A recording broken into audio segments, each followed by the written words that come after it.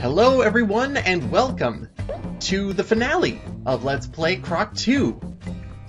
Doesn't seem like a finale because, well, we have no instance of coming up to any sort of final confrontation, but we are. Consider this a final ascent to reach Baron Dante to his final battle. But before we do that, we have to climb Gu Manchu's tower. That's exactly what we're doing right now.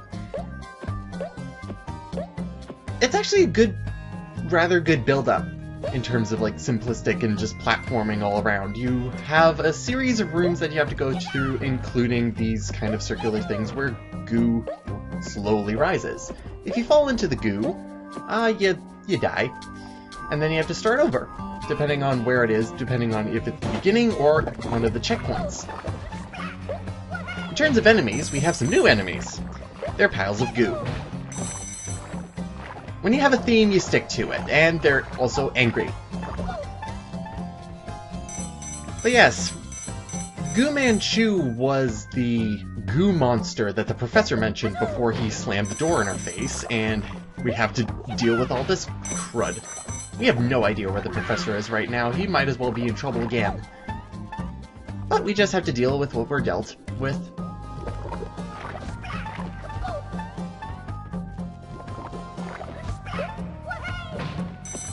Now, in terms of Gu Manchu's tower, it's pretty much just a build-up, like I said. It even has the tubes of goo flowing through if you're willing to look up, which is rather nice to actually see. Even though you do have to bring out your binoculars every now and again. These kinds of areas that we're going through have three different obstacles to them. The goo, the falling platforms, and also the ones that go into the walls. The ones that go into the walls are probably going to be the ones that trip you up the most, because there's no real set timing for them to do that. But if you're ever wanting to actually go a little bit faster than the goo, all you need to do is do a triple jump, and it'll give you like an extra second, which is more than enough, to be honest, in some cases. But one really important thing I kind of learned while doing this level is that in terms of collecting all 100 crystals, the game withholds crystals from you depending on how well you do in those ascent rooms. If you die, if you fail, and you get hurt at least once in any of those areas, they will withhold that ring of crystals around the pipe in their respective rooms. I believe there's 3 or 2 rings of 8 that you can collect. But if you fail on one of these rooms right here, then you're going to be screwed in terms of getting 100 crystals. So be perfect, is what the game is telling you. On top of that, well, there really isn't much else to this level other than being a build-up. But when you kind of think about it in terms of what we're coming up against, a big giant goo monster, there's really not a lot of, I guess, allies for Baron Dante anymore. We've kind of, unfortunately, defeated all of his friends. Supposed friends, anyways. But it leads me to another important, interesting fact. It was actually provided by the Croc team lead designer. He said this in an interview. Nick Cusworth.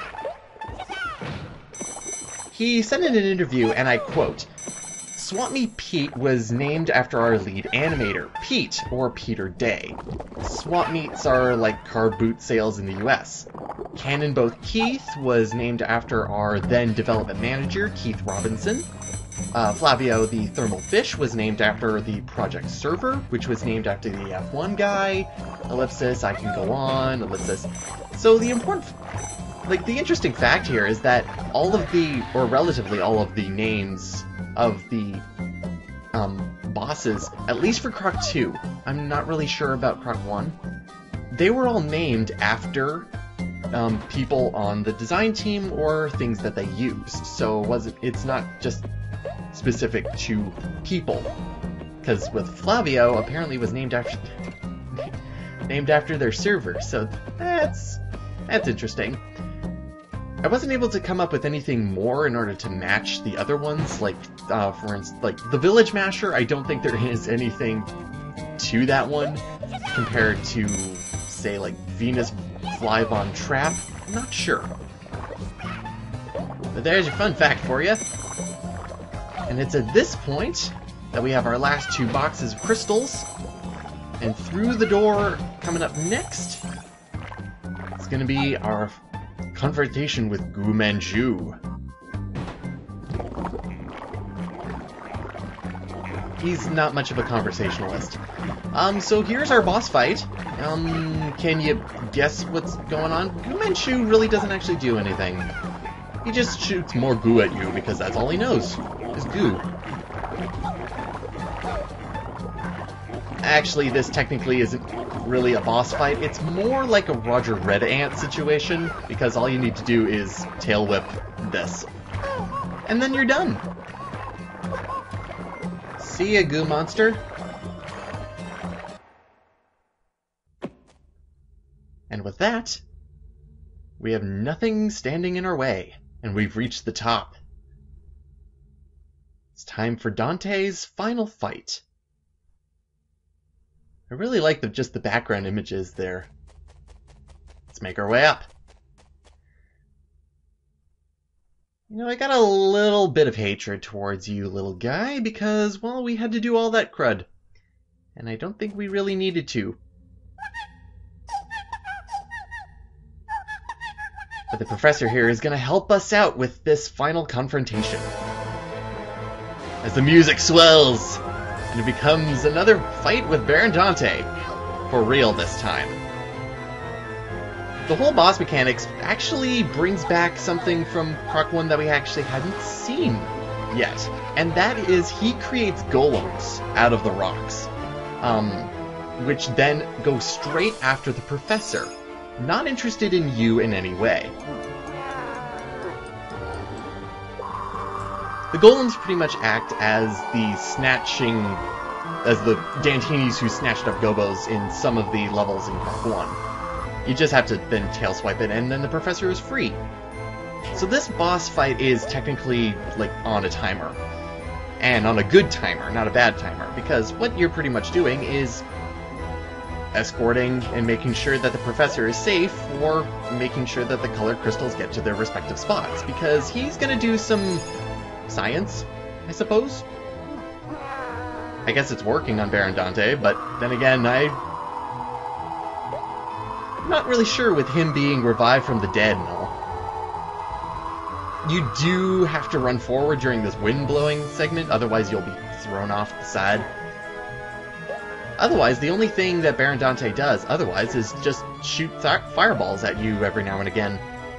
So in comparison with the first boss fight, or the boss fight from the last game, he doesn't really change it up a whole bunch. Like, it kind of would have been interesting because of, like, putting down 5 colored crystals in order to make this work. You'd think that he would have different phases, but unfortunately he kind of doesn't. The difficulty comes from, well, the professor himself, and sometimes from these fireballs that come with the wind blowing. But yeah, the professor is probably the one thing that keeps this boss fight going for as long as it does, because he doesn't move fast. He's got no legs, especially when he's picking up a crystal. Come on, man. Move it! Jeez. Now he's just gonna take his sweet time because, well, he has science to do. Science is very delicate.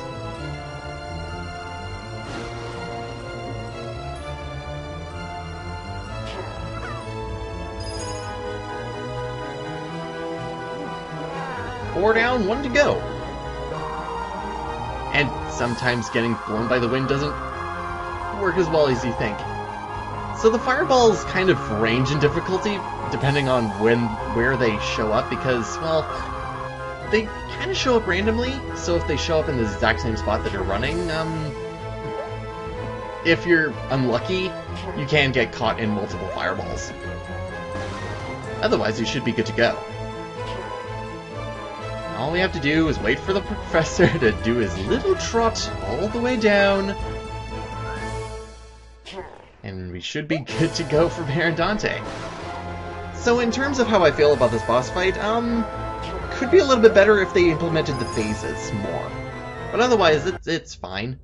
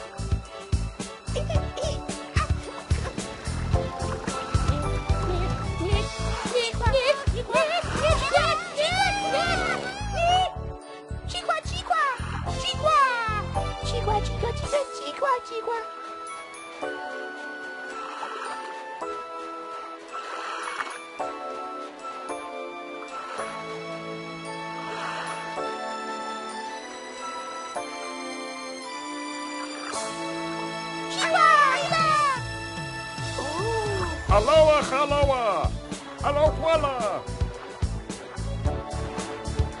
aloha, aloha, aloha, aloha, aloha, aloha, aloha, aloha, aloha, aloha, aloha, aloha.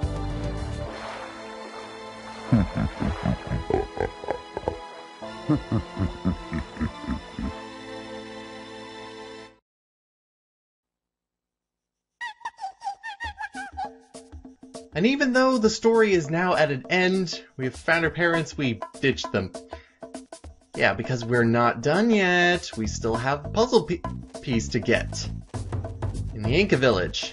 It isn't as fluid in terms of, well, my editing back then, in terms of just getting the puzzle pieces over and done with, in order to unlock the final areas to the game. So, we're going to be tackling that next time. And now this door is open. If you ever want to go back to doing all of those levels in a row, then you can go through that door and pretty much do all of the quote-unquote World 5. But we have one last door, Golden Gobo door, in order to do, and one last Jigsaw piece in order to acquire. So, what'll happen when we actually collect all 4? Well, we'll find out next time. So I'll see you next time, everyone. for the last of Croc 2.